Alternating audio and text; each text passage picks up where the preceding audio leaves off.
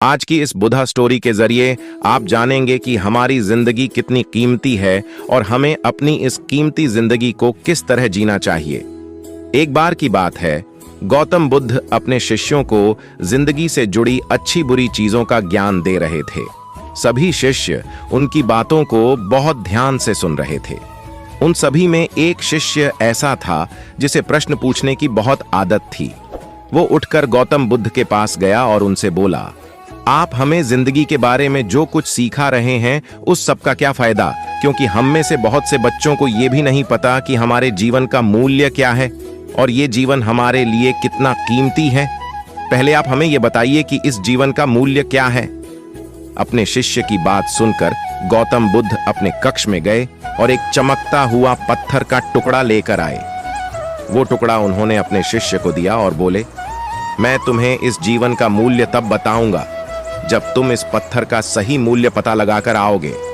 साथ ही ये ध्यान रखना कि तुम्हें ये पत्थर का टुकड़ा किसी को बेचना नहीं है। गौतम बुद्ध की बात मानकर वो शिष्य बाजार की तरफ चला गया। बाजार में सबसे पहले उसकी नजर एक फल बेचने वाले पर पड़ी और उसने वो पत्थर उस फल वाले को दिखाया और बोला, इस पत्थर के बदले आप मुझे कितने फल दे सकते हो?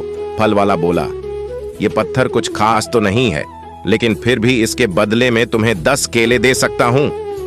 वो शिष्य उस पत्थर को लेकर आगे चला गया। फिर उसे एक सब्जी वाला मिला। शिष्य ने उस सब्जी वाले से उस पत्थर की कीमत पूछी। सब्जी वाले ने उस पत्थर को ध्यान से देखा और बोला, इस पत्थर की कीमत के बदले में तुम्हें ज्यादा से ज्यादा एक बोरी भरकर सब्जियां दे सकता हूं। इसके बाद वो शिष्य उस पत्थर को लेकर एक सोने के व्यापारी के पास गया। उस पत्थर की टुकड़े की चमक देखते ही उस सुनार ने उसकी कीमत 100 सोने के सिक्के लगाई। शिष्य ने वो टुकड़ा बेचने से मना किया तो वो सुनार उसके बदले 200 सोने के सिक्के देने को भी राजी हो गया, लेकिन शिष्य ने वो पत्थर नहीं बेचा। इसके बाद वो शिष्य एक हीरों के व्यापारी के पास गया और उनके सामने उसने वो पत्थर के टुकड़े को रख दिया।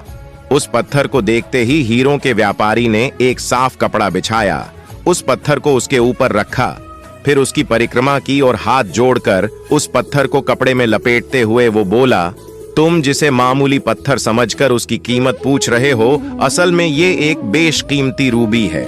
ऐसा रूबी हर किसी को नहीं मिलता। मैं अगर अपना सब कुछ बेच भी दूं तो भी इसकी कीमत नहीं चुका सकता।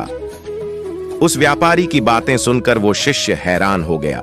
वो दौड़ा दौड़ा सीधा बुद्ध के पास आया और उन्हें उसने जो कुछ भी बाजार में हुआ वो सब बताया। उसकी अचरज भरी बातें सुनकर गौतम बुद्ध बोले, तुम्हारे सवाल का जवाब इस रूबी की कीमत में ही छिपा है। हमारा जीवन भी एक रूबी है। रूबी की तरह ये भी बेशकीमती है, लेकिन हम इस बात को हमेशा नजरअंदाज करते हैं और अपने जीवन का मूल्य नहीं समझते।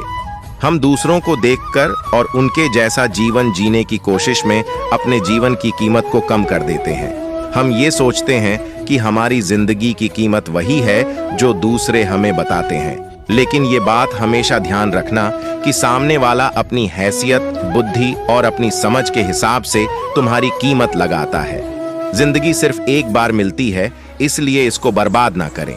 अपनी जिंदगी को उतना ही कीमती समझें जितना कीमती आप अपने बैंक में रखें रुपयों को समझते हैं। आज के समय में लोग अपनी जिंदगी से ज्यादा कीमती प्यार, पैसों और दिखावे से भरी चीजों को समझते हैं। प्यार के चक्कर में लोग सुसाइड कर लेते हैं,